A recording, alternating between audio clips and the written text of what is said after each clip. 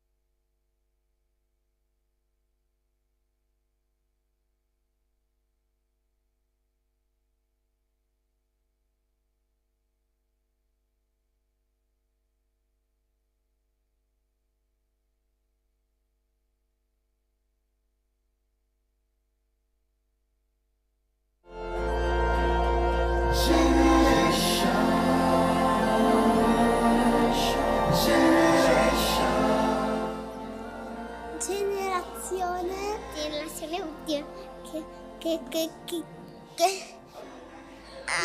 Papi, queste sono domande importanti. Devo cercare di dire delle cose importanti. Che dai una cosa e poi quello che ha dato lo dà un altro e fa così. E mamma e il papà sono una generazione e io e mia sorella siamo un'altra generazione. Generazione vuol dire la mamma, cos'è? Tutti siamo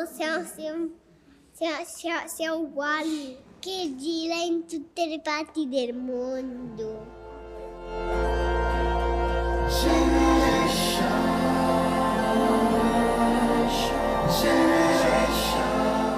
Da grande voglio fare costruttore di auto, il pompiere, la ballerina, Chitarrista.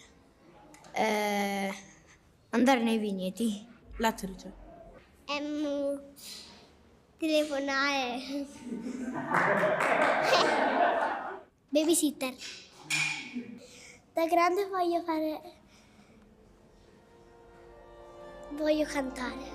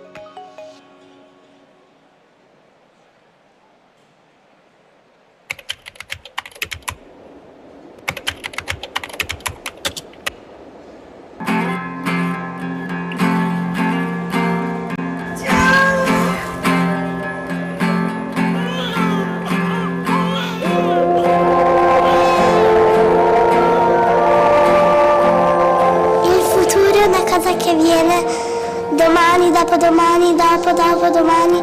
Tu è una cosa che arriverà. Quello che ci sarà domani. Tutto ciò che deve ancora accadere. Cosa c'è domani? È come il passato, ma è diverso.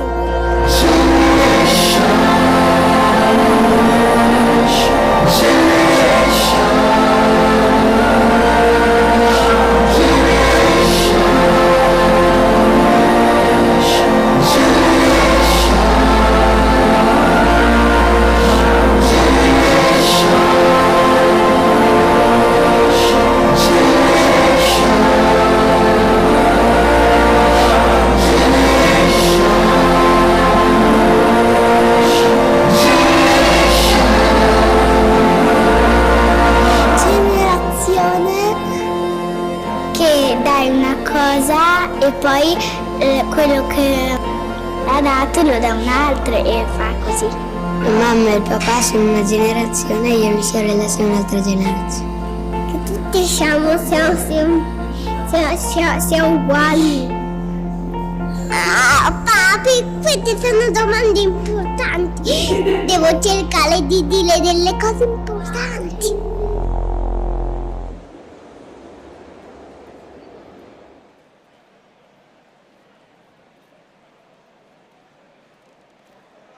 Buongiorno a tutti e grazie per essere qua. Good morning, Dopo che everybody, stamattina and thank you very abbiamo much for being assistito alle here. testimonianze di Emma This Marcegaglia e morning Claudia we have Parzani, heard Emma che ci hanno Marcegaglia and illuminato Claudia con le loro Parzani, who visioni del have presente e del futuro. Dopo aver described their assistito visions of the agli present and interventi of the di Emanuele future. e Paolo Morandi, We have Antonio listened Gozzi, to Riccardo Emanuele Benso, and Enrico Paolo Pazzali e Stefano Vittorio. Morandi, Ora ci dedichiamo a un Riccardo Benso, Enrico approfondimento Pazzali, and Stefano Vittorio. And now geopolitico, we're going to geostrategico. focus on geopolitics, geostrategy, and geosteel. We're going to talk about Europe, which is the home of the Italian steel, our main export market, from which we buy approximately 50% of the steel that we import.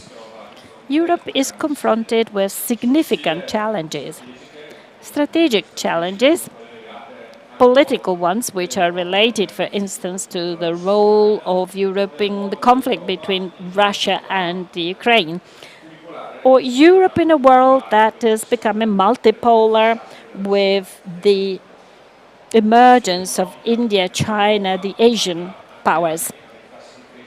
Europe has a growth rate that for years has now been lower than other areas, specifically the United States. And we have environmental challenges to take on that are particularly relevant in our industry. These challenges have been launched by the European Green Deal, envisaging decarbonizing the economy by 2050, with all the consequences for companies, citizens, and lifestyle, which will have to change significantly. These topics will be the main focus of today's meeting. And we're going to think about the challenges and the opportunities that Europe and the steel industry are tackling in the coming years, as well as today.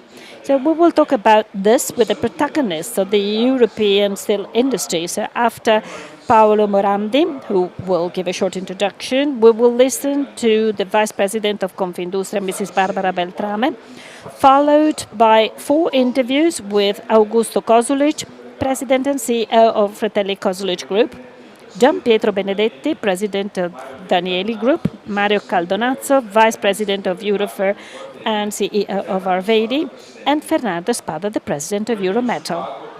Without further ado, I would like to leave the floor to the CiderWeb CEO, Paolo Morandi.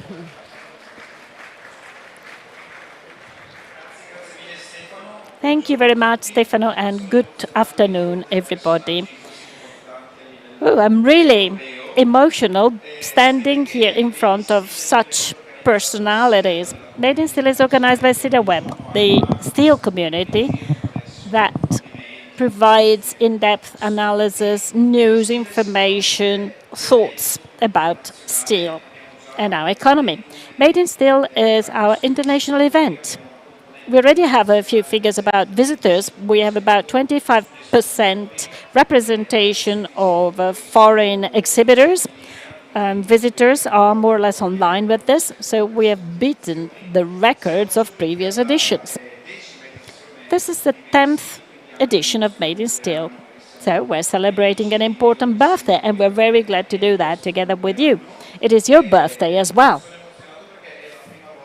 And it is the first time for me to be here in this role. There has been a generational transition, and together with Francesca, we are leading CiderWeb and its promising team.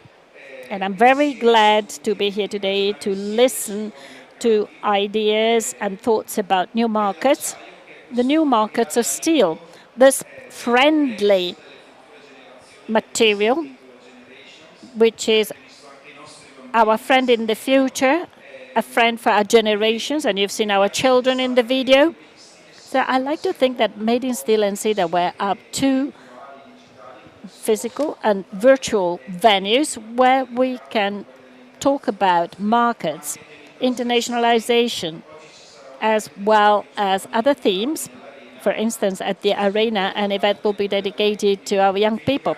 But I do not want to steal too much time away from you, so thank you very much for being here. Enjoy Made in Steel and have a bright future. Thank you very much, Paolo. So let's now open our debate, and I would like to leave the floor to Mrs. Barbara Beltrame, Vice President of Confindustria, with focus on internationalization. Barbara, you have the floor.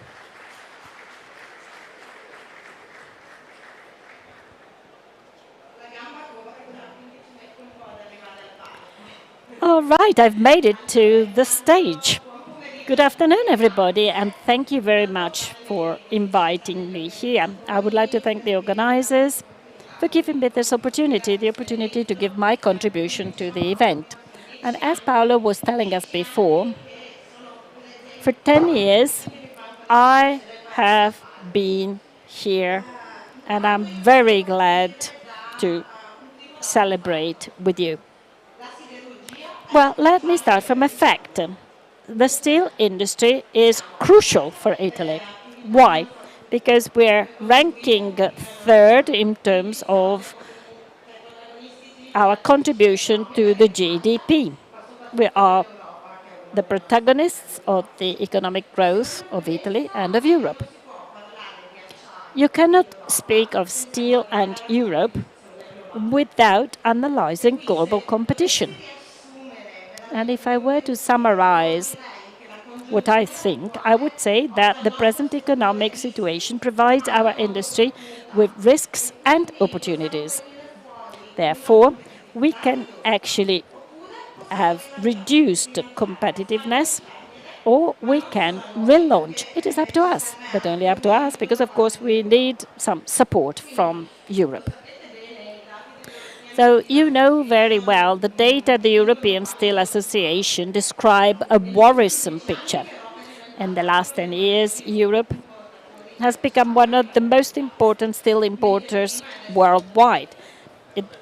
Europe used to be a net exporter. In the last 10 years, the industry has lost about 26 billion tons in terms of production capacity, 25% of its working force. And this trend, this negative trend, has also been present in Italy. There are many different reasons to explain this. Let me quote two. We have lost competitiveness. This is a process which has been ongoing for many, many years now. And we need to understand whether this is a structural issue or whether it is something that can be corrected and inverted. Then there are some international producers, the winning ones, that belong to two categories. Some other ones enjoying great benefits, that is, lower costs and fewer constraints. Then they have the other category, that is, the ones that are protected by significant barriers. On top of that, we have persistent production overcapacity, which is the direct consequence of the distortions of our market. It is true, however, that also economic cycles do change with geopolitical changes, and our industry is really susceptible, one of the most susceptible ones. If we look at the data regarding global production, we can see that our 5 world producers all have geopolitical issues. China versus the US, India and Japan have the problems of the tensions in their area. The United States apply protectionistic measures. Russia, no need to say anything, but none of them is reducing production. None of them. So we know that the situation is really complex. Our competitors, however, have exactly the same problems that we have. So I'm going to ask a question. Is the European Union able to act together, paving the way for our companies, given the scenario I've just described? Well, I would like to thank Federacciai ever so much for the wonderful job that they do day after day. Thank you very much for the accurate analyses you provide us with. You can find all the figures of Federacciai, so I'm not going to bore you with figures too much. But the geopolitical situation has certainly promoted the adoption of two very important measures: Next Generation EU and Repower EU.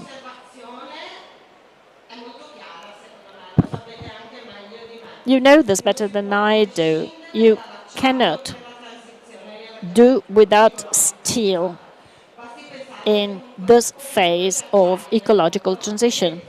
Steel is everywhere, all over the world. Machines are made of steel, either steel or iron. Steel is a component which can be found everywhere. So we must become aware of the fact that the steel market is strategic for the global competitiveness of Europe. Without this awareness, we cannot work. The objective of Next Generation EU and the objective of our national plan is that of making the European Union the #1 market that is climate friendly or even climate neutral, if we manage to be really good. But I think that Italy could actually do that. And the second remark that I would like to make is that for an industry requiring a lot of energy like ours, no change is simple, immediate, and at zero cost. This means that companies will have to bear more costs to transform their production processes. But I believe that together, through the requalification of our staff, we will be able to have excellent prospects. According to the European Union, this cost should be counterbalanced by greater market shares abroad. This should be based on green investment, on increased productivity, and more competitive prices. Well, this is exactly the prospect upon which the Green Industry Plan is based. We have a lot to do. With Fit for 55, the European Union wants to avoid that the effort made by the European industry is lost against the international competition, which is less sustainable, so to say. And on top of that, there are also other important measures, such as the reform of the exchange system of emission quotas, or the proposal to create a social climate fund, the mechanism for carbon reconciliation. The text of the document that has been recently approved of CBAM, and hopefully they won't change it, but you never know, confirms that the emission quotas that were free of cost so far will be eliminated from some industries, including ours. So it will be harder to be competitive at world level. And this is why I have another question for our speakers. So the European Union has excellent intentions, laudable ones, but that is a theory. can this be transposed into practical actions? And I apologize if, due to time reasons, I really had to summarize very, very briefly the present scenario, but of course we haven't got days ahead of us to talk about this topic. But let me provide you with a few more data. Starting from the reaction of the European Union to the crisis of the last few years, the European energy policy had already been influenced by the environmental policy for a long time, and the new Green Deal targets and the new targets of Fit for 55 are more ambitious and certainly challenging. On top of that, they intersect the energy crisis, which has led to a dramatic increase in the price of energy commodities, albeit a temporary one. And since I'm here talking on behalf of Confindustria, let me say that before the war in Ukraine, we had already pinpointed the roots of this crisis, which are deep and structural. So we're really sad in witnessing the European debate regarding the gas price, because once again, Europe reveals to be a group of government rather than a real community. So some countries move in one direction, others just talk, but we actually have to be united for global competition, because we have giants to compete against. And thanks to Federacciai and its contact networks, we're actually working very well. The relationship between energy transition and environmental protection is another interesting point. Energy transition must be an opportunity of growth for all our companies. Also because in this way, we can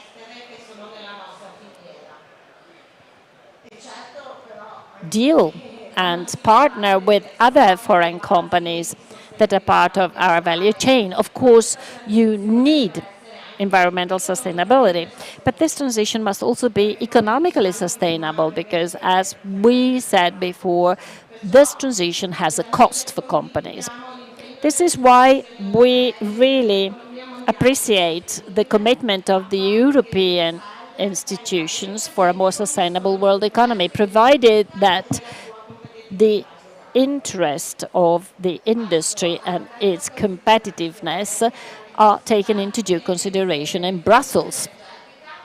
So it is necessary to keep together energy efficiency and environmental protection. This is something that pertains to all of us. Absolutely every single one of us. But unfortunately, in many European companies, I rephrase, many international companies, because the European ones are very strong in this respect, in particular the Italian ones, they have really made amazing investments in research, innovation, circular economy, especially since we have to compete with competitors that do not comply with the ideals of the green transition. So we need to switch gear and last but not least, to meet the challenges of the future, it is necessary to start a new industrial policy. It is not a matter of making looser rules for state incentives, but rather we have to simplify them and make them more effective. Industrial policy is paramount. We need this, especially in the Green Deal of the European Union. Otherwise, decarbonization strategies will fail. So, decarbonization targets for 2023. Europe will have to invest about 4,500 billion euro in the next few years, and Italy alone 1,100 billion euro. It's a big effort that is only possible if production capacity is strengthened in key sectors and identifying structural solutions in strategic fields like ours. So, American incentives are much higher than the European ones. We need to support our companies in the production, accumulation, and use of renewable energy. This is a must. We must go in this direction. There's no other way. Last comment, and then I will conclude. I believe that the Italian steel industry does not see any conflict between energy transition and environmental protection. But we have to bear in mind that there is a global competition, and this can be beaten only through industrial policies. Energy consuming industries like ours have gone a long way, but their margins are smaller and they have bigger problems. Dumping, for instance. The new industrial policy must be strictly related to trade. Today, we can no longer consider these two aspects as separate. Companies on their own cannot move mountains. Therefore, they must be supported with tenacity and farsightedness. So thank you very much, and thank you very much for your attention. Yes, let me tell you that you've highlighted the opportunities, but also the many challenges which the European Union will have to tackle. And they will have to tackle this with a spirit aiming at union, just like the European Union's acronym, and realism. I think that this realism is appreciated by all the people in this room. Is great. And another thing we appreciate very much is that the European Union's policy must be aimed at investing and maintaining industry. This is the reason for our economic strength, and it's also going to be key for our future success.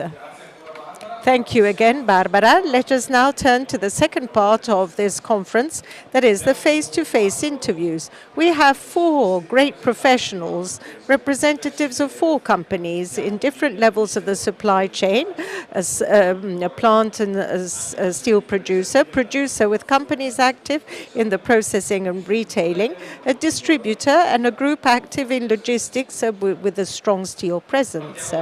Let's start off from those who move steel, that is logistics, and open today with some thoughts which will put together logistics and steel. I therefore invite Augusto Kosulic, Chairman and CEO of Fratelli Kosulic, one of the most important European companies with shares in Trasteel and Profimec, to join me here for the first interview of the day.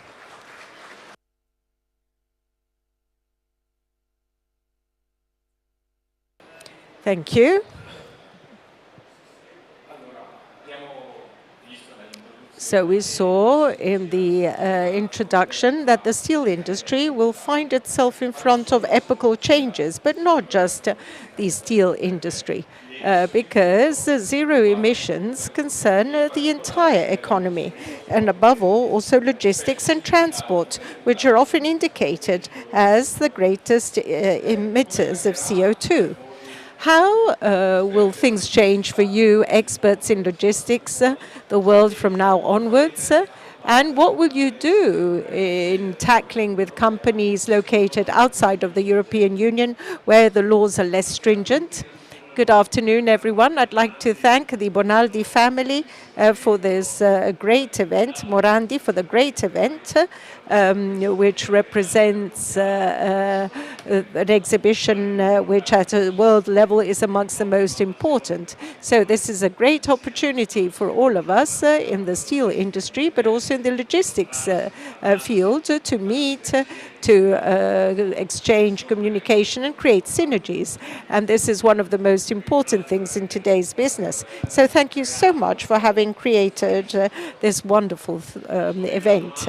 In replying to your question, yes, logistics was considered in past years before the pandemic as something not that important. But then when the pandemic started, the cost of logistics and freight rates went really increased. And so logistics started playing an enormously important role, and rightly so. We as a group, we are a family-run company.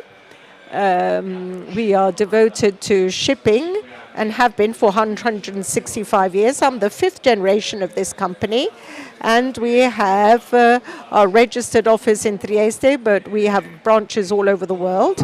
And how do we tackle this world?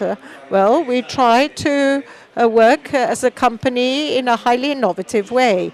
Logistics today, well, you have to create it with a special relationship with customers. You have to try to meet the customers' needs, trying to be innovative vis-a-vis the customer, trying to understand which are the customer's difficulties, how to try to help him or her, and how to do things at the most competitive price. So this is our challenge.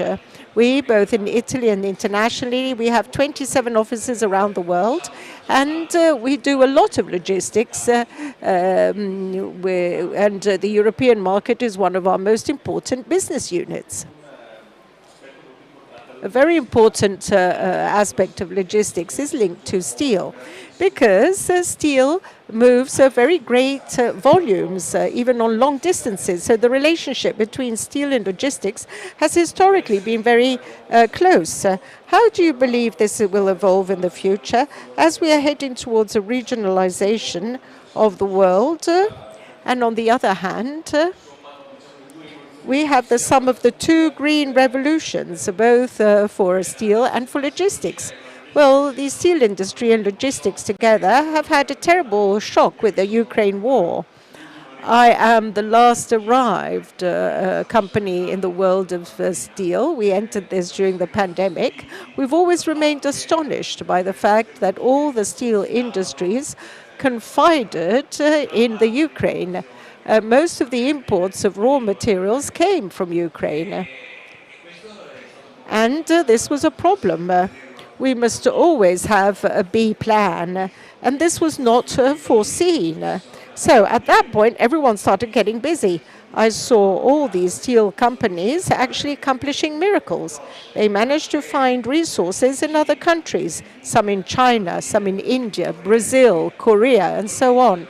And at that point, logistics started playing an even more important role, because we had to put at the service of all the Italian steel industries our ships, our warehouses, our experiences, our know-how.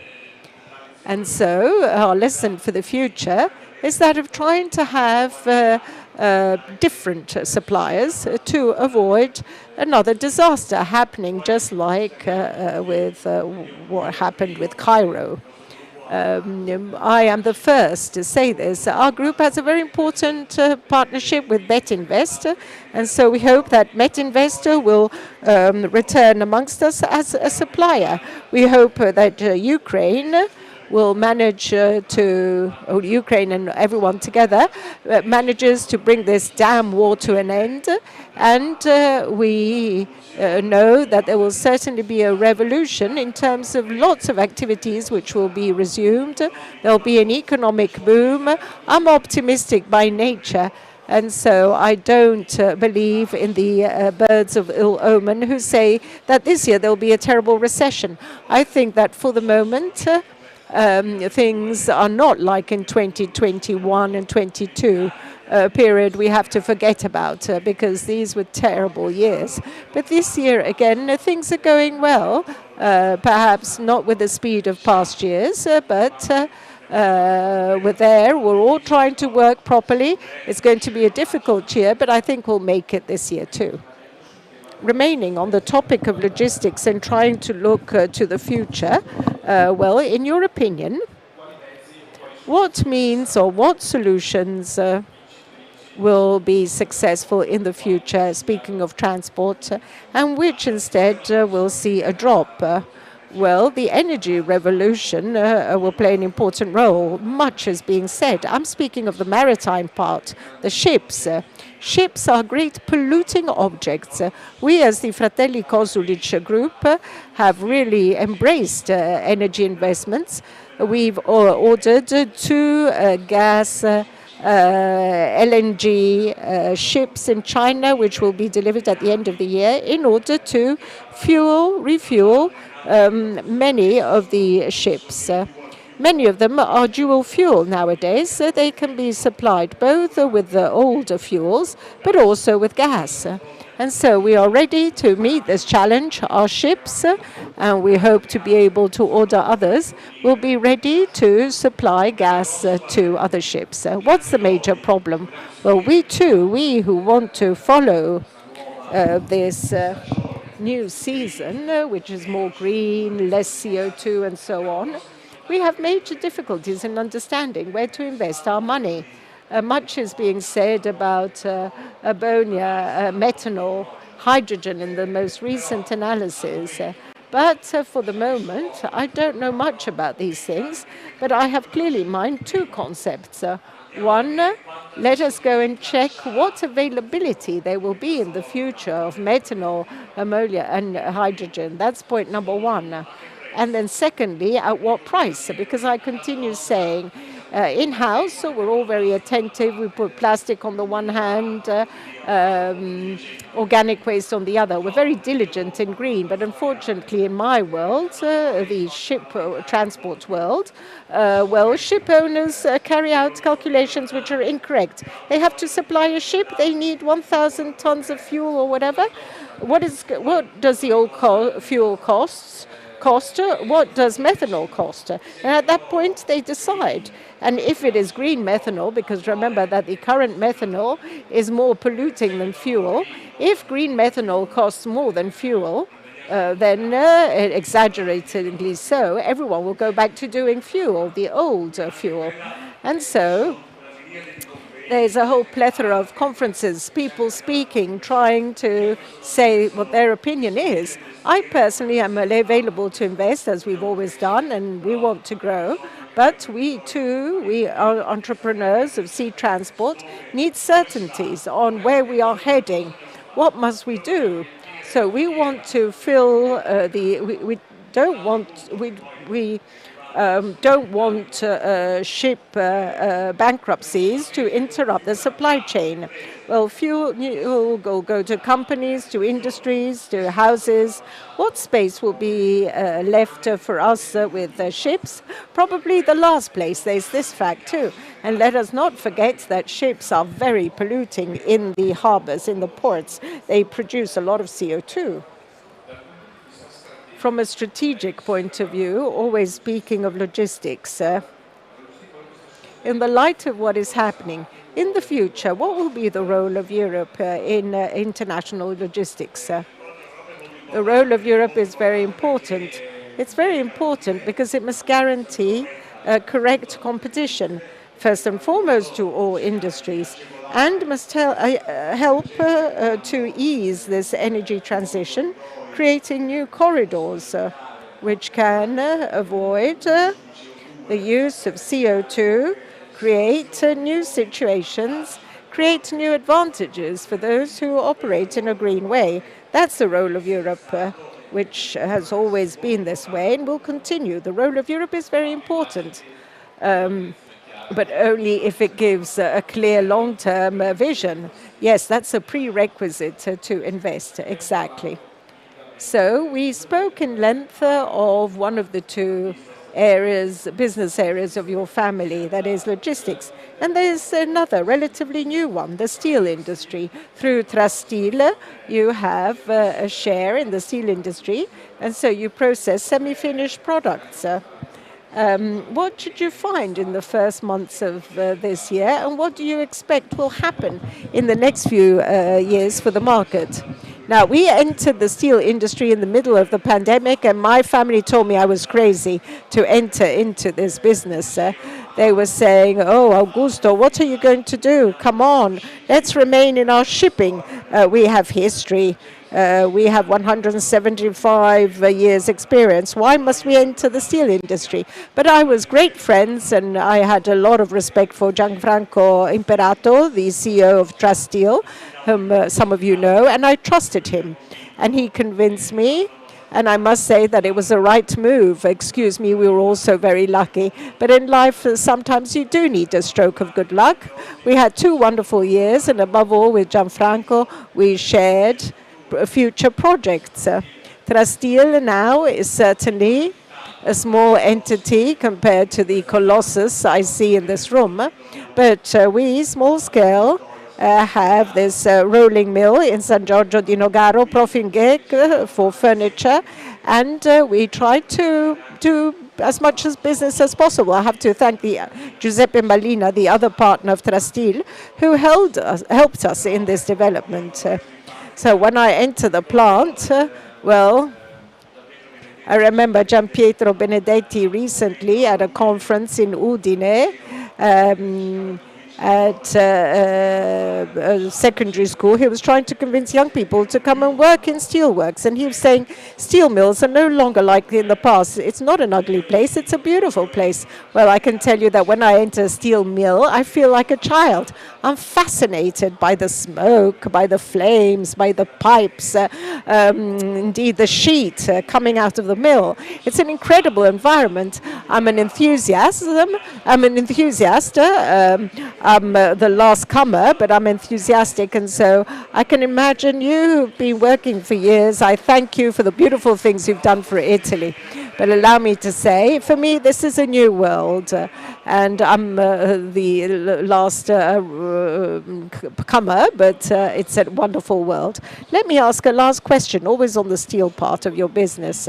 From 2 points of view, you are processors of steel, and so you must have a major flow of raw materials, semi-finished goods. The world of semi-finished goods in the last year has been turned upside down by the war in Ukraine. How did you get organized for incoming flows and instead for your fields like pipes and hot strip mills?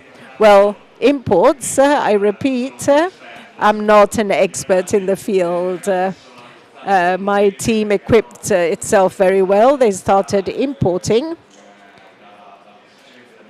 from India, Brazil, Turkey, Korea, China.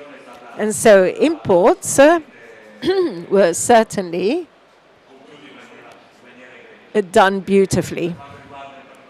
And for Profimec, as you know, with Profimec we have a historic relationship, great friends and cooperation with the Arvedi group. And we're very happy of this because for us Arvedi represents, like Profimec, a real column. Without Arvedi we couldn't be able to work. And so they are producers, they're a family-run company too, so they're very close to our vision, to what we want to do too. And so they too are very important. As for what will happen in the future, for me, 2023 will be a good year for everyone because I'm optimistic. I like it. The turning point was the Ukraine war. I have my personal opinion, and I believe that Americans won't go to the presidential elections of next year with a war underway, in my opinion. But that's my personal opinion. And so given that elections are next year in November, well, I think that we're entering into a period in which in the next few months, in the next 6 to 8 months, something might happen. At that point, clearly, the market this could be disruptive for the market, and whoever is skillful and manages to do things well will be successful. But you're all very good, so I have no doubts that you'll manage. Thank you so much, Mr. Kozolic. Thank you for three things. First of all, for your availability. Secondly, for enthusiasm, which is very nice. And thirdly, because your family has anticipated the topic of Made in Steel, generation change, 165 years. I want to say another thing. Yes, I want to say congratulations to the Morandi family for this initiative for young people. This evening, they've invited the children of entrepreneurs to this get-together. It's a great idea. And so we've got to try to transmit to our children, to the new generations, our passion, our wish to work. And this goes in and heads in this direction. And I hope that this initiative will not take place just today. I hope that you'll organize other initiatives, always with all the other children of other steel companies, so that they get to know each other. They get exchange ideas and information. It's very important. Thank you very much. Thank you, and have a good day. Right. Let's now talk about machinery. I would like to invite Gianpietro Benedetti, president of the Danieli Group, one of the most important developers of plants and machinery for the steel industry.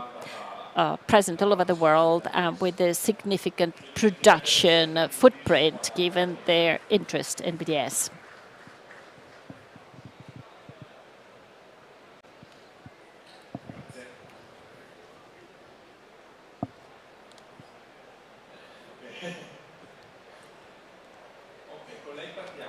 Right. We would like to start talking about your international presence and your plant-making division. From your observation point and making a few steps backwards, we've seen that in the last 25 years, the steel industry has gone through different phases. There was the boom led by China. Then some years followed, which you refer to as a new normal. And then the last 3 years have been rather complex, with the lockdown, with the recovery, the energy crisis, and the Ukrainian war. From your viewpoint, how would you describe the geopolitical situation with specific reference to steel? Good evening, or good afternoon. Well, that's an easy question. You should have asked this question to Augusto. He knows better than me. Anyway, we are confronted with a double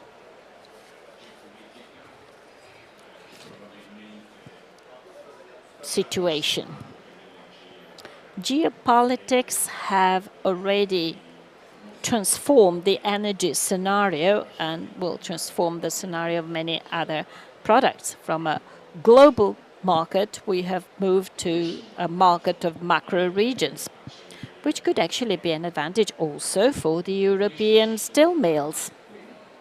And this goes hand in hand with CO2 taxation, and this should actually give good prospects to plant makers and steel mills. Big investments are necessary, though, and the governments will have to play their part.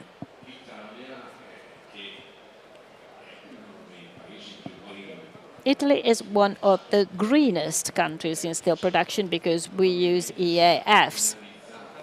And most likely, we will be penalized by this transformation because for an integrated plant, it is more economical to upload scrap in the converter in order to pay less CO2 fees if the price is going to go up. So since we make use of scrap as our raw material, we will have to bear the consequences of this. We are hypothesizing to have plans for a direct reduction in the Mediterranean area where energy has a low cost. But the other day, when talking at the Ukrainian-Italian meeting, Metinvest and Grivor Rock of ArcelorMittal were talking, and I asked them, how much nuclear energy does Ukraine have? 70%. So 70% nuclear energy, 30% renewable energy.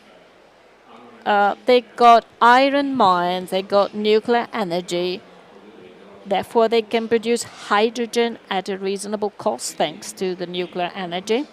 So we have launched the idea that Ukraine can be the supplier of green raw material to the Italian steel mills in the Mediterranean area. So this geopolitical situation can be viewed from this prospect, which is a desirable one.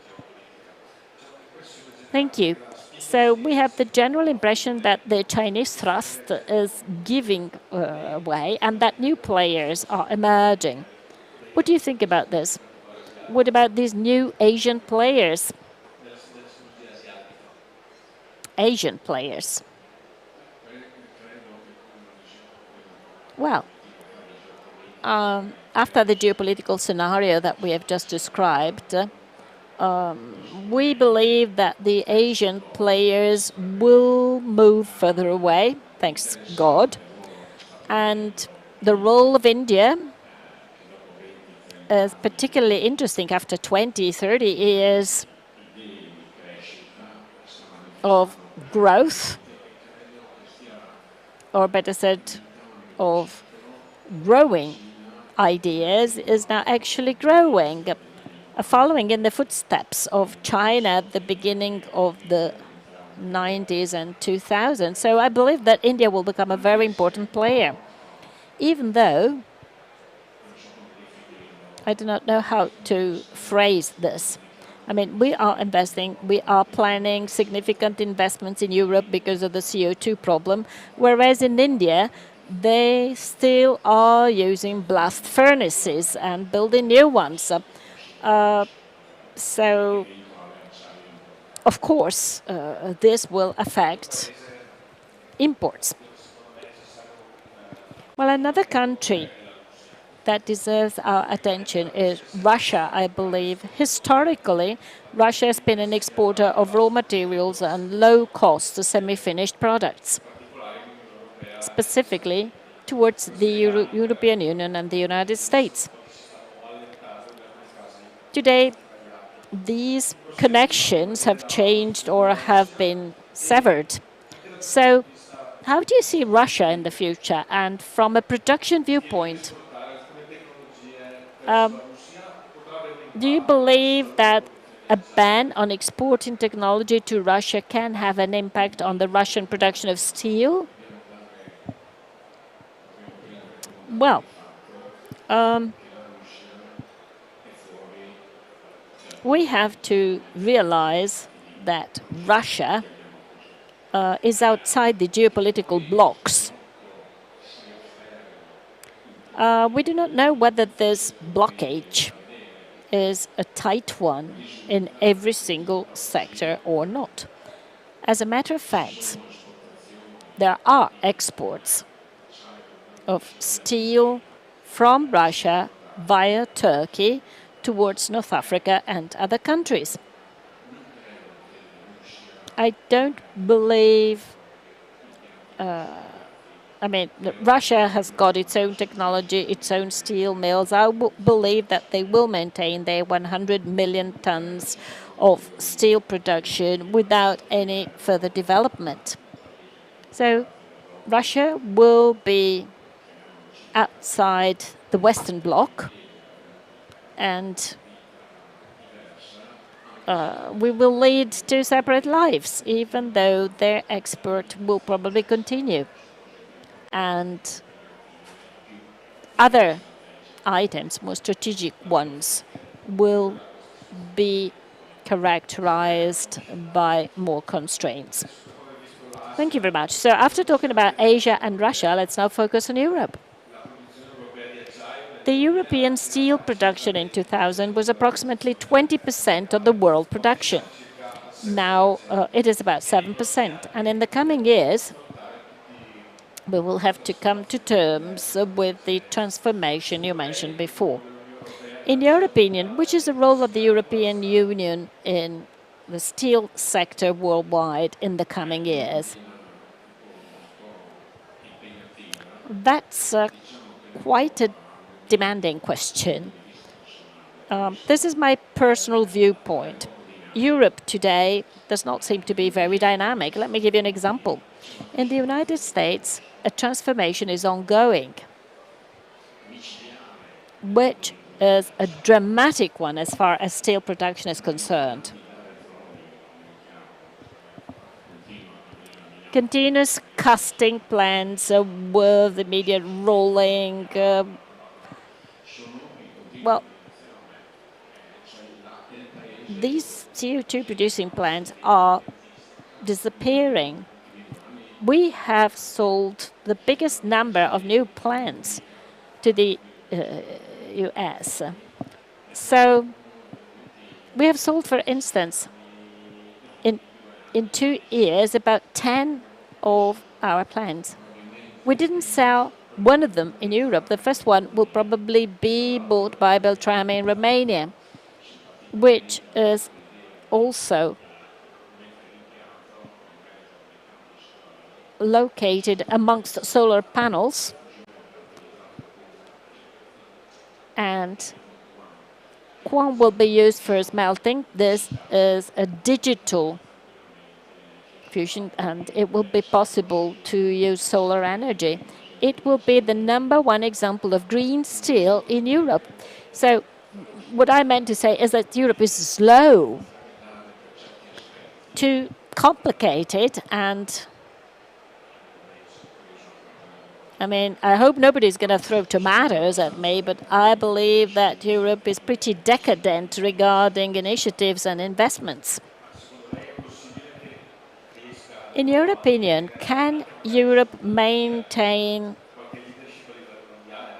some leadership at world level, maybe in some niche products, also from a green point of view, or are we just going to maintain our market full stop? Well, there are some initiatives, such as the ones of Tata Steel in Holland, where they started with direct reduction with the idea of using hydrogen.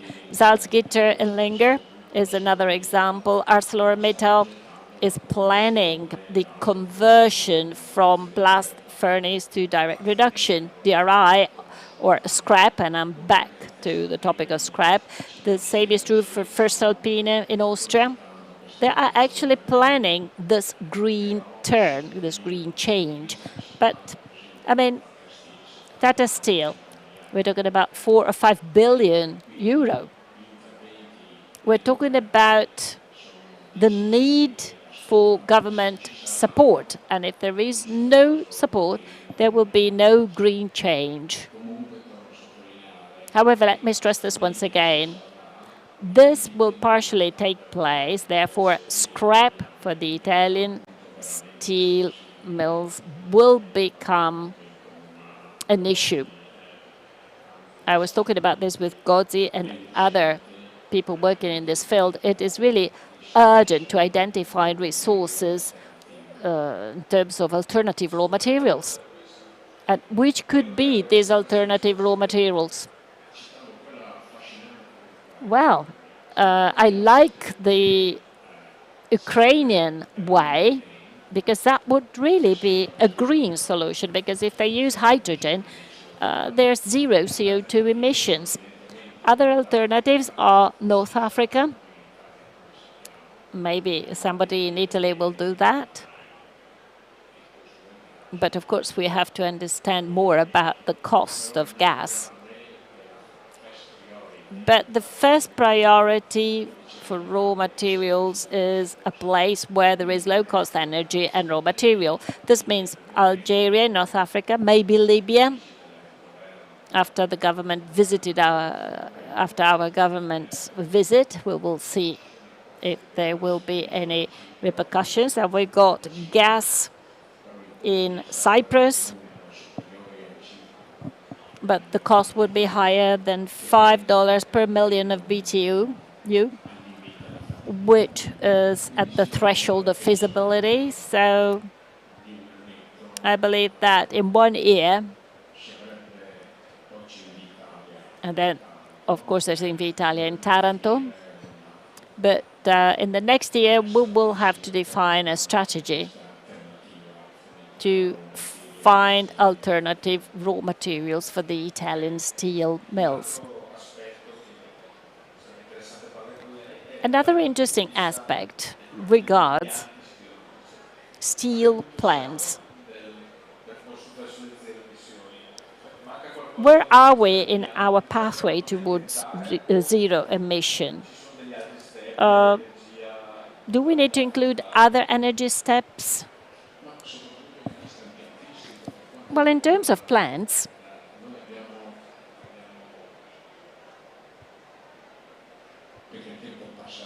I mean, you know, time flies, and the idea of direct rolling is only 15 years old, or already 15 years old. The first plant of this kind was made 15 years ago. We believe in this energy, like the Gemelter one, eliminating emissions. So you have direct reduction of scrap. But this is an intermediary step. We have launched our project that we started at ABS, or the wire rod, which was a prototype. And the challenge is 0 man on the floor. So no staff in the production plant. And we want to apply the first model of artificial intelligence. And the dream, because the only difference between a man and a child is the cost of toys. So we just have this idea of using the new wire rod mill to test artificial intelligence. And this is our dream. You have several orders. The program optimizes and divides the orders into families. After the orders have been divided into families, the program suggests from the scrap part the ideal mix of scrap or the ideal mix of raw material to be uploaded to obtain the desired quality at the lowest cost. Then the model of smelting, the model of casting, and so on are defined.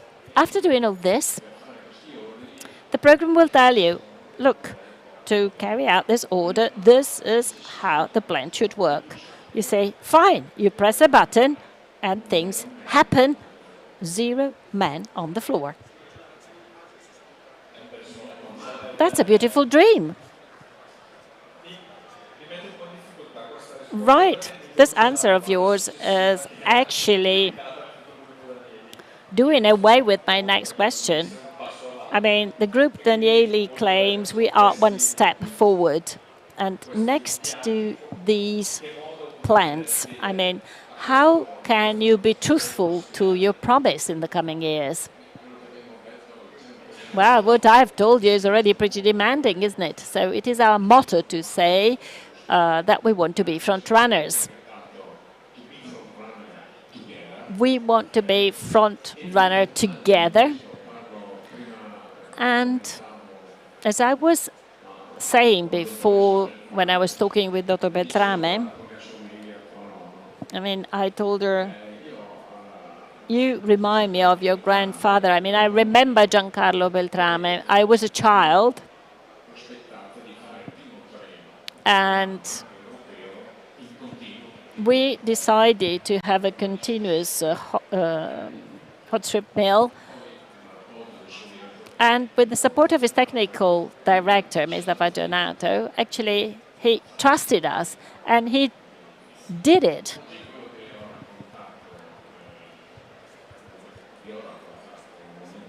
So what I have just told you about is our ambition.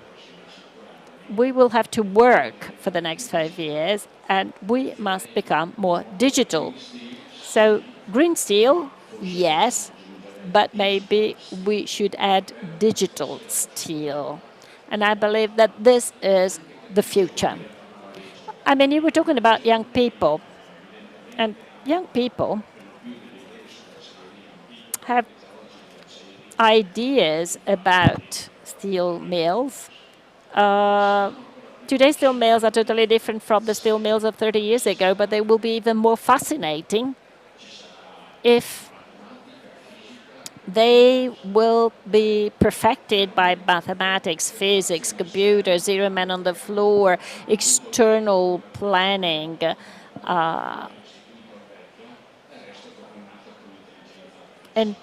artificial intelligence governing the whole process. I mean, this is a world that fascinates young people, and rightly so. We live in a digital world. I can also read that, CityWeb. I mean, steel mills, okay, they're modern, they're automated, but they're not sufficiently digital yet. And that's a new frontier, digital steel. Well, thank you very much for sharing your vision with us. And thank you very much for paraphrasing a historical quotation of our president, Mr. Romandi, who always talks about the roots and the wings, putting together the past and the future. Thank you very much, President Benedetti.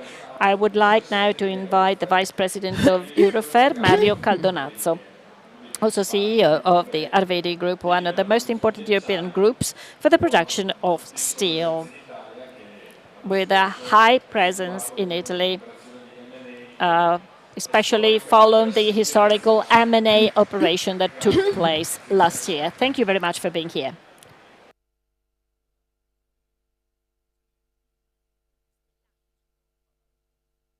In previous interviews, we've started speaking of the future. We spoke of logistics, of those handling steel, of those supplying the mills. Now let us enter the mill, taking advantage of your role as one of the most important European steel producers.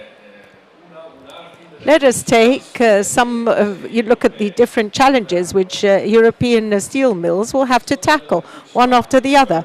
One of the main challenges is that of raw materials, because the green transition, as Chairman Benedetti said, will lead to a greater consumption of scrap to the detriment of ferrous ore.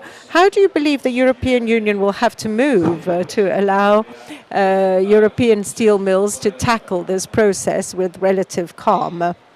Yes, well, I believe that the topic of raw materials has been well highlighted by Giampiero previously, who defined it as the point which attracts most attention, and which we Italians should truly assess in the next few years. The starting point, in my opinion, is, as Giampiero was saying, the problem of our European Union. Because if you look at the European Union, it has two main issues: sustainability on the one hand and digitalization on the other. And ideals. The ideal of stating in the world the democratic Western model. And so, Europe must maintain itself open to international trade, because there is no other way from the viewpoint of our commissioners to export our democracy and the Western model, if not through free trade. These are all wonderful, noble intentions, but I believe that we will have to learn to get down to compromises, because if we do not give up some of these ideals, the future of our steel industry, but in general of our industry at large, will be very complicated. The topic of scrap is an example of this. The ideal of sustainability, which we steel producers have shared as the very first European industrial sectors, the topic of sustainability also passes, not only but also, through electric arc furnaces, and so the use of scrap. It's true that we will certainly have to develop the topic of pre-reduced products, but scrap is of crucial importance. What does Europe do? Of 100,000 tons of scrap, it exports 20,000 tons, mainly towards Turkey, which, in my opinion, perhaps also thanks to state subsidies, can afford to process it into steel at very competitive prices and re-exports finished products towards Europe. We lose 20 million tons of energy, of a critical factor for decarbonization, and let me also say 20 million of a small mine. Because, careful, when you speak of scrap, you're not just speaking of steel. When you speak of scrap, you are referring to the fact that once processed, the scrap, as we do in Cremona, thanks to the mill set up by Danieli, from what you obtain and from the later cleaning of what you obtain, you get prized metals like stainless steel, copper, brass, aluminium, and others. So a scrap is a mine, not just of steel, but of many other materials. Let me conclude saying, what should we do? Well, this scrap must remain in Europe. It must remain in Europe. And it must be the basis of our decarbonization process. You cannot aim at sustainability and decarbonization and believe that it is right to export scrap, because it doesn't work that way. What does Europe do? Europe does a measurement, an environmental measurement. There are more than 50 countries in the world which do no longer export scrap. But in Europe, we can't do this. The measure must be of an environmental nature. And so this is the waste shipment regulations, the set of rules for the transport of transborder wastes.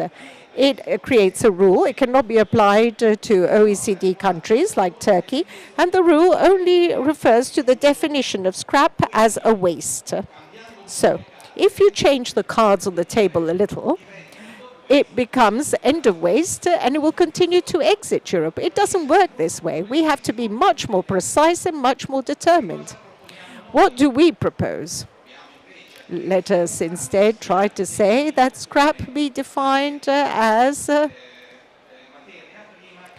critical and strategic raw material. Because, as I was saying, scrap is not just steel.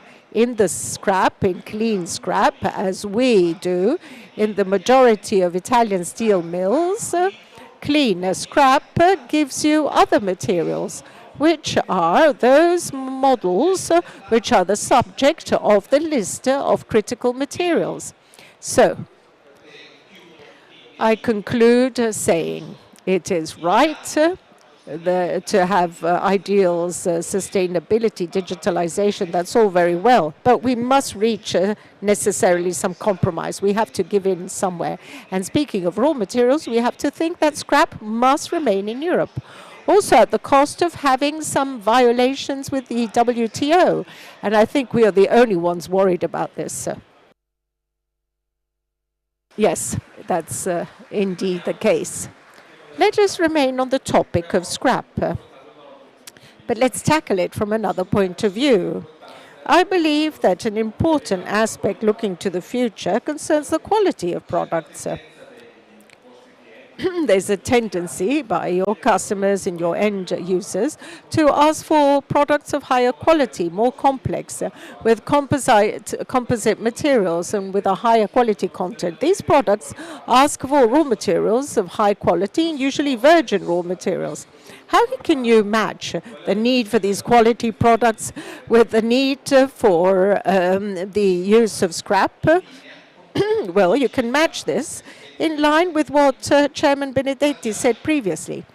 Steel can be made with scrap and electric arc furnace, but that's not the future of European steel industry. Only for part of it, all those producing steel today with blast furnaces, as was mentioned, will convert gradually their production cycles towards a pre-reduced material.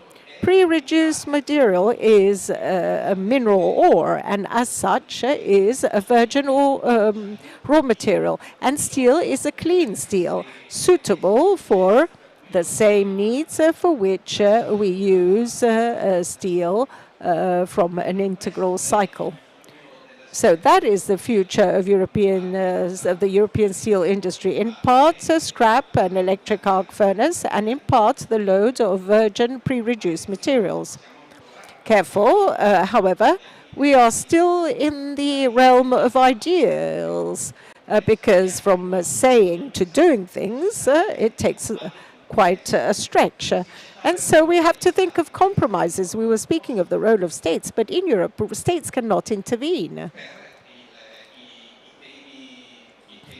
for the topics of state aid. And so we must, therefore, change these definitions, because otherwise what happens is what happens today. Each country has its own set of rules. Each country tries to help its own industry. And there are countries, unfortunately, like Italy, which do not have the resources of other countries like France and Germany and are penalized. And that's exactly what's happening now. So if you want to match or undertake sustainability, you have to change the rules on state aid, but you have to do this at a European level. Otherwise, you create some obvious imbalances within the single market.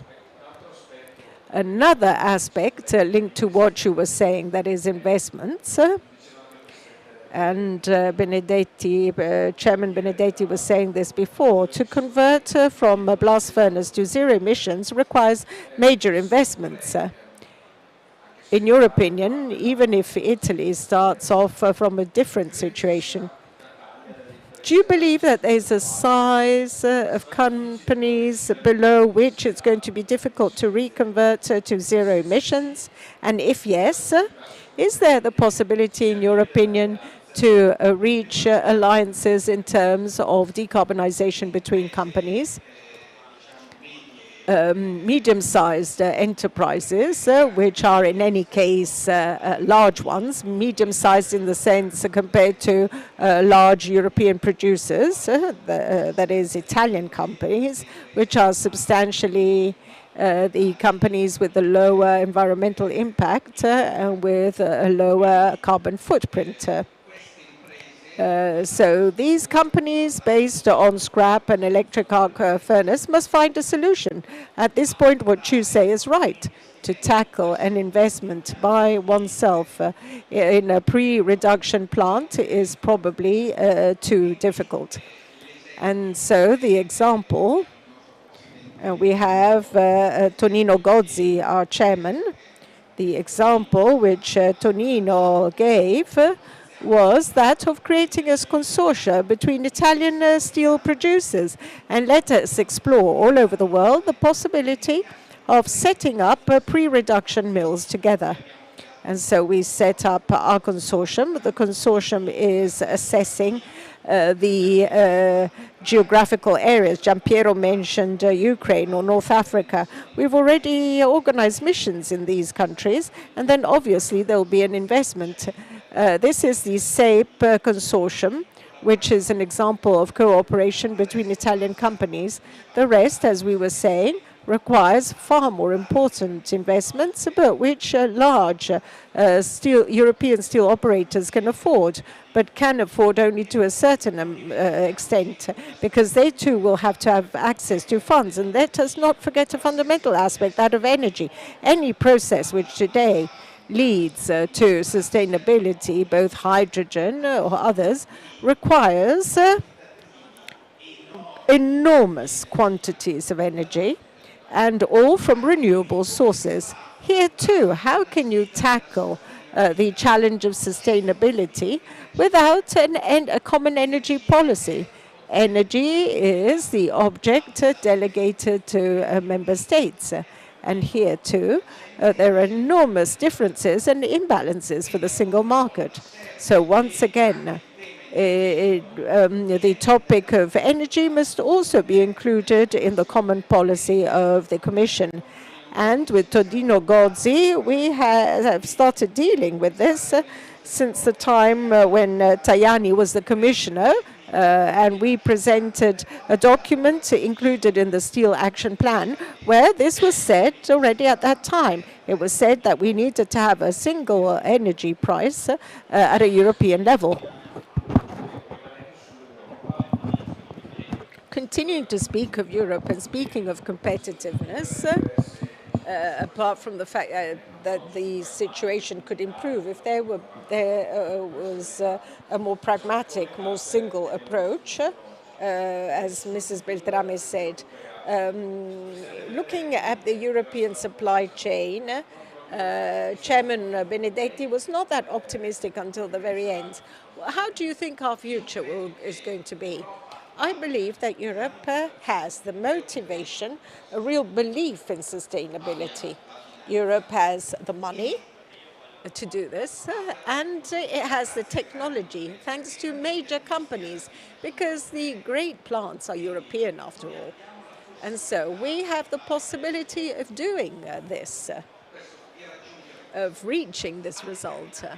And this at certain conditions, some of which we've already listed: infrastructures, hydrogen, energy. We spoke of scrap. We spoke of the fact that obviously we also need the support of Europe in terms of capex. But then what happens? What happens is that to produce steel in Europe will cost 100, 200, 300 euros per ton more than producing it in other countries where there is no commitment to sustainability and decarbonization. And they'll continue to produce steel based on carbon. And at that point, what's going to happen? What's going to happen is that we will be swept away. This topic is well known to Europeans. And how does Europe tackle it?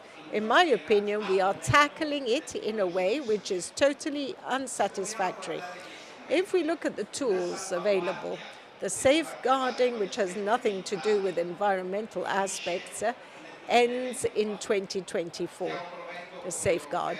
We as Eurofer are asking to lengthen the period to reach at least 2026, when the carbon border adjustment mechanism will come into force, which, however, will have its real effectiveness only after 2030, because it is sweetened, it is watered down by the fact that European mills receive free shares. And so the calculation is the cost of carbon minus these quotas. So at least for 5 or 6 years, this is not going to have a major impact. So the safeguard ends as CETA enters, totally ineffective. We will already have started supporting or shouldering major costs, both in capex, that is financial costs, but also OPEX with energy costs and so on. And we find ourselves unprotected. Europe says, yes, but you have the trade defense instruments, anti-dumping custom duties, anti-subsidy custom duties. An investigation takes 9 months. In the majority of cases, it ends with a compromise, and then you apply the lesser duty offer. That is, the less between the injury the damage caused, and the anti-dumping measure. These are measures, but they are not really truly effective.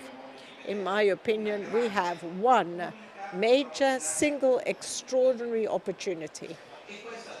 And this comes from the negotiation underway with the United States, which is called a Global Sustainable Steel Agreement. What do the United States, what does the United States say? First of all, the States has Section 232, very much disputed, with indiscriminate duties of 25% on any kind of steel entering America, with some exceptions. Now, it starts with the Inflation Reduction Act. Hundreds of billions given to companies, even steel industries, to carry out energy transition. And the principle of made in the USA, if you want to make a turbine, I'll fund this, but steel will have to be American.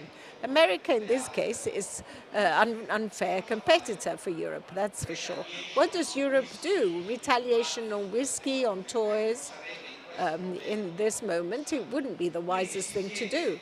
And so it sits down at a table and negotiates. America offers, with a concept paper, in my opinion, of great interest, says, let us create a club,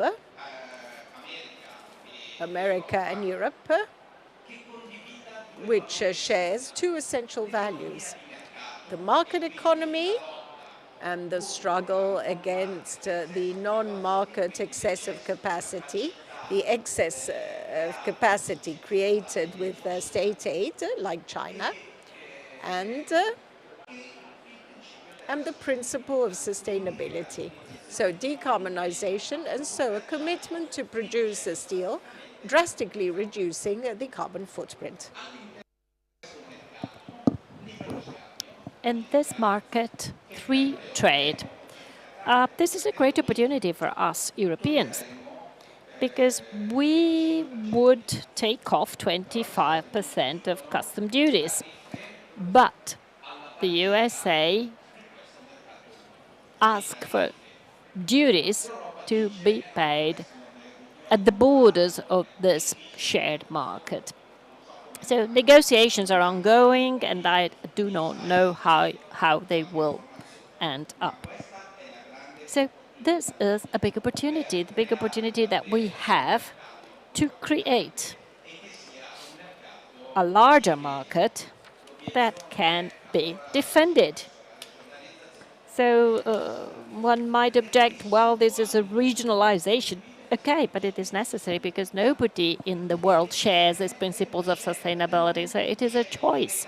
If you choose to decarbonize, which is a noble choice, you have to expect other compromises.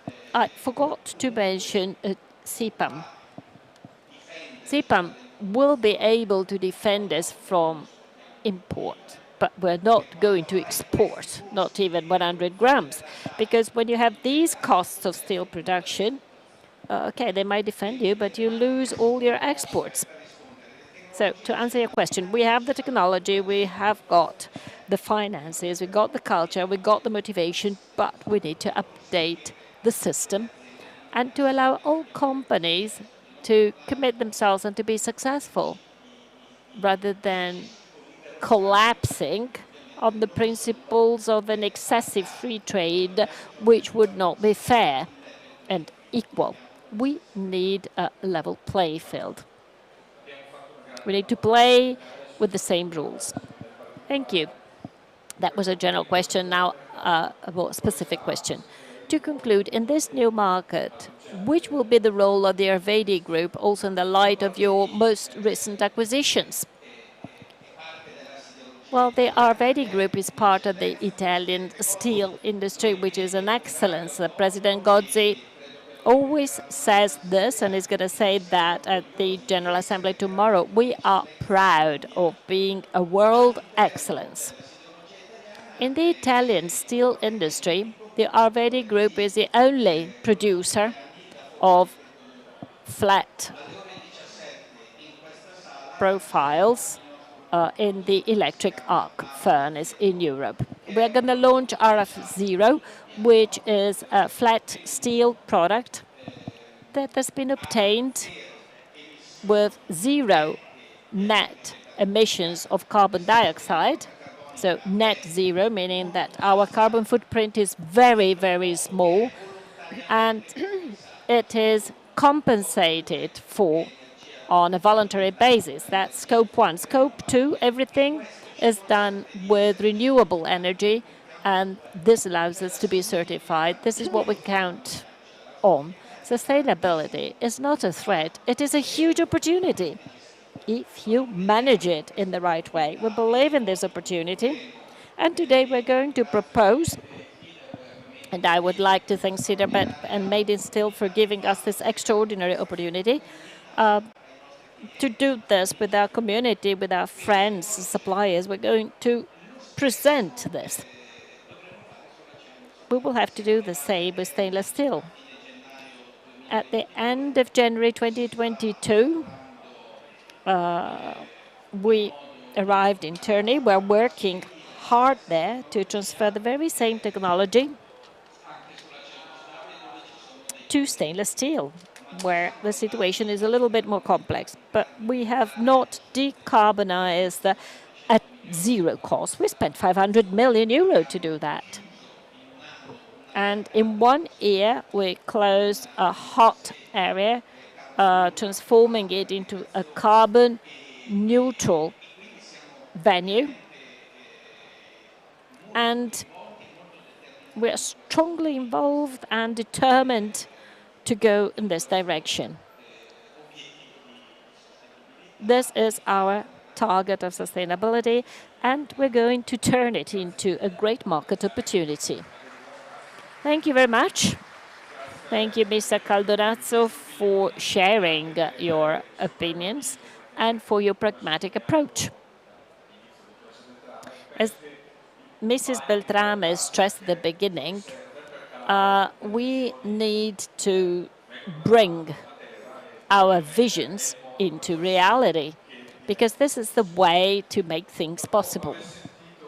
After listening to the point of view of two actors of the production sector, let's now ask Fernando Spada, President of Eurometal, to join me on the stage.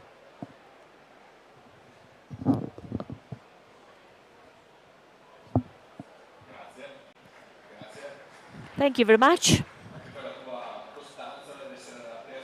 I believe this is the third or fourth time that you join us, and it is always a pleasure to have you. So the topic today is the European Union. Let's talk about this from the distribution viewpoint. I believe there is a strategic issue. The European Union is a shared economic space. However, it is still affected by different national aspects. Regarding the distribution of steel, every country has got its own peculiar organization. And sometimes there are big differences. Think about the French model versus the Italian or the German or the Spanish model. Do you believe that these European differences are going to continue also in the coming years? Or do you think that there will be a convergence? So how do you see the future of the European distribution? Good afternoon, everybody, and thank you very much for giving me this opportunity. I apologize for my Italian. Mr. Benedetti last year said, please speak Italian and not English, so I am following his advice. In the short term, I do not predict a convergence.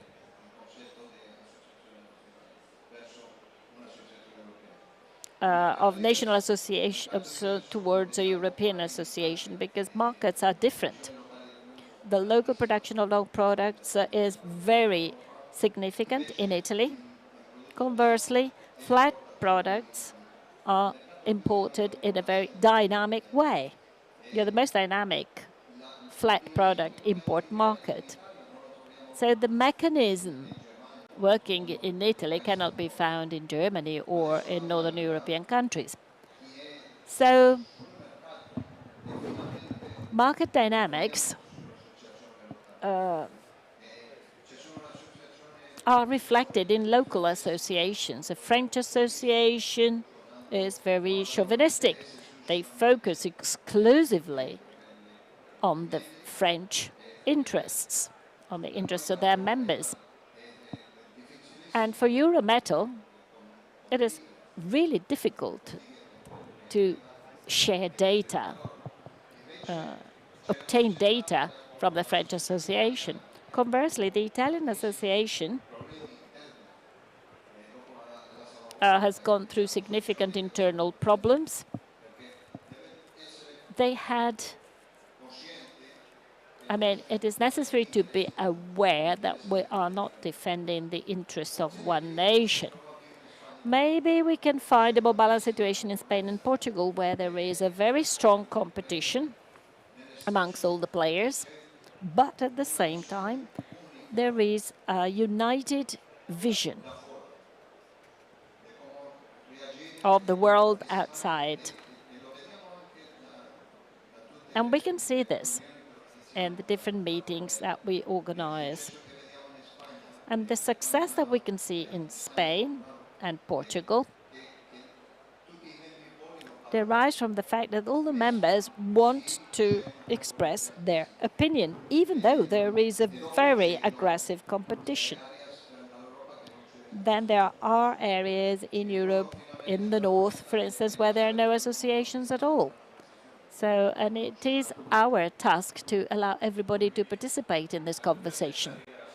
So you believe that convergence will take place later on? We still have a long way to go. Yes, absolutely. We do not see any convergence right now. This is my own opinion. It is not the opinion of Eurometal. It is my own personal opinion.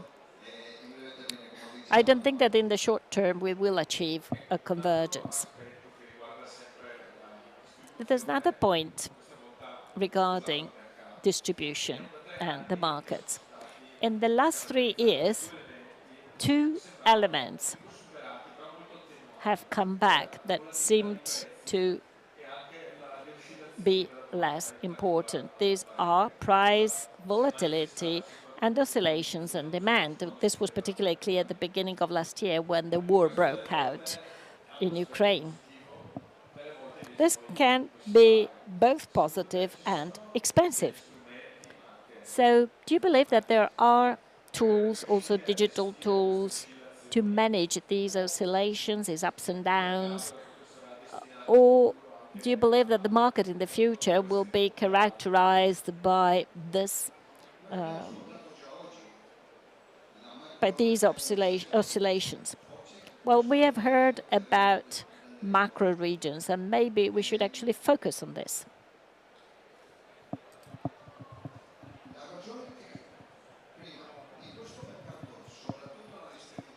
In this market, distribution makes a lot of money through speculation. So buying steel when the price is low and selling steel when the price is high. Maybe it is not always possible to predict the future, but for distribution, many players actually work on the cycles. And when things happen, like the pandemic, the Ukrainian war, all these are events that could not be predicted. And the cycle cannot be predicted in the presence of these events. However, all those who want to leave speculation behind, because we do not like this way, well, then they work on added value. They try to see what they can do for the customers, how they can improve the availability of stocks, how they can improve the cutting procedures and the knowledge of their customers. And we can see that being closer to the customer is a big advantage. The processes, all the processing of the material, the machining. And there is another point that Mr. Benedetti hinted to, digitization.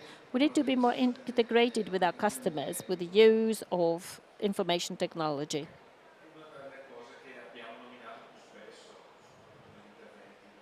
We have mentioned several times, especially Mr. Caldonazzo and Mr. Benedetti hinted to this, as environmental sustainability, which will impact distribution two ways. On the production process side, even though distribution usually doesn't have a very big environmental impact. But the other, more important aspect pertains to demand. In other words, there will be a greater demand by customers of green steel. So how do you believe that distribution is going to change to follow these two processes in the coming years? Well, it is not in the coming years. We already see this today because customers will determine the rhythm. This does not only happen in the automotive industry today, where we can actually see with BMW, for instance. BMW was the first company to ask a very clear question. They said, in 3 years, we want material with minus 20% CO2 emissions. This request came from BMW first, but more and more companies are asking for that, more and more customers. So there is a strong demand, and this means that there are customers that are willing to fund the process of CO2 reduction. 2 years ago, I mentioned this. I mentioned CO2 reduction to the general manager of a big company of logistics in Spain. And he said, I only invest if there is a return. And I said, watch out, customers are going to ask you for this. And last time I saw him, he said, you were right. There is a market. I mean, we have our own awareness. But the market is now asking, new generations are willing to pay more. See Tesla. Tesla sold an electric vehicle. And this very expensive electric car, now the price has gone down a little bit, but at the beginning it was so expensive, well, they managed to sell it because buyers of this car want to reduce CO2 emissions. And other builders have seen that.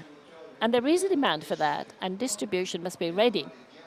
And we must work already today to meet this demand, because this will become a commodity, but it is not a commodity yet. You have to pay for that. That's for sure.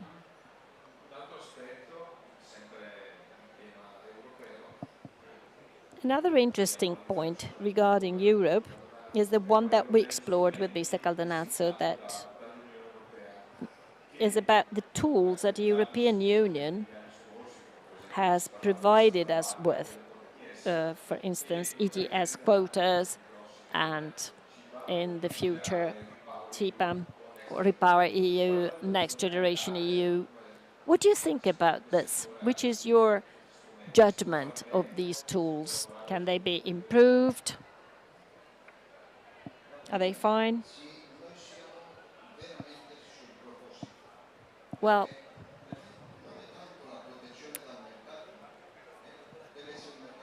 we believe that the market must be free,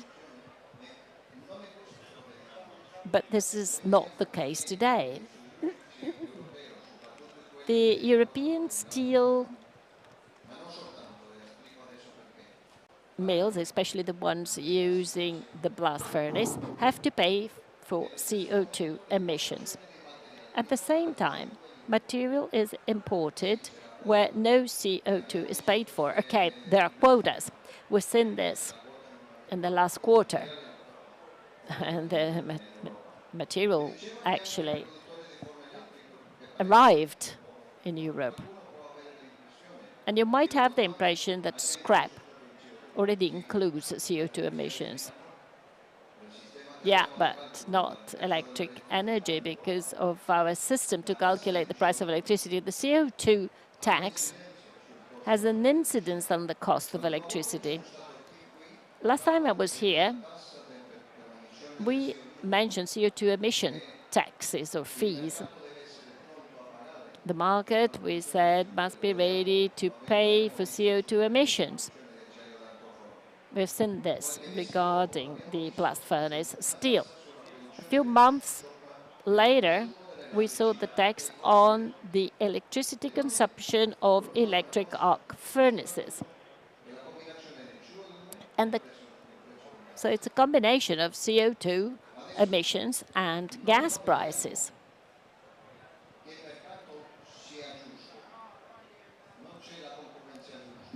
The competition is not fair today because European producers have to pay CO2. Imports are free of CO2 fees. And one thing is missing, which is promoting steel consumption. Europe must not only protect the production of steel, but also the consumption of steel. I mean, we might have the best steel producers, like Mr. Arvedi told us before, with CO2 emissions. And if you produce 1 ton in Europe, will cost you 100 euros more than production in China or India. And with a difference of 100 euros, it is impossible to export. You cannot export. We must realize that the steel produced here must also be consumed here. We can now see that from China, we have imports. And the European Commission and European politicians must also promote steel consumption. We need steel consumption. We need customers. We all need customers, both producers and the distribution. We all need customers to produce, to consume. Yes, and customers end up by being competitive abroad. Even if they have to pay steel more, then it's going to be more difficult for them to export their products. Yes, but we've heard from the other speakers talk about this. Let's speak of macro regularization, not just for production, but also for consumption. And this, for me, it's important. It's important to try to indeed introduce balance on the market. Thank you very much, Mr. Spada, for having come with us again.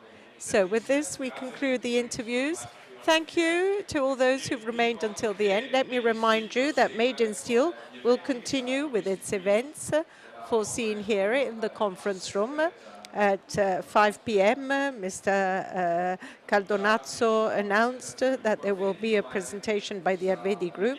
Tomorrow at 10, there will be an interview at the CEO of Metinvest, and at 2 p.m., the General Assembly of Federacciai. And there will also be conferences on the second and third floor. Very interesting events are going to take place too. So I wish you a fruitful day.